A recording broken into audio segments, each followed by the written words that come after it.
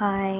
Tuesday evening வேலை விட்டு வந்தாச்சு. வந்ததுக்கப்புறமா ஃப்ரெஷ்ஷப் ஆனேன். ஃப்ரெஷ்ஷப் ஆகிட்டு பூஜை பாத்திரம் எல்லாமே எடுத்து போட்டுட்டேன். ஏன்னா 6:30க்கு மேலே தான் வந்து சந்திரகிரகணம்னு சொல்லியிருந்தாங்க இல்லையா, அதனால் சந்திரகிரகணன்றதுனால 6 o'clock அது மாதிரி 5:30 5:45 அது மாதிரியே தொலைக்கிறதுக்கு ஸ்டார்ட் பண்ணிட்டேன். பூஜை பாத்திரம்லாம் அது எல்லாமே விளக்கி வச்சிடலாம் அப்படின்னு சொல்லிட்டு, இன்றைக்கி செவ்வாய்க்கிழமை அப்படி சொல்லிட்டு, செவ்வாய்க்கிழமையாக இருந்தாலும் நம்ம பண்ணுறதை பண்ணி தான் ஆகணும். ஏன்னா சந்திரகிரகணன்றதுனால எல்லாமே வாஷ் பண்ணி எல்லாமே எடுத்து வச்சாச்சு.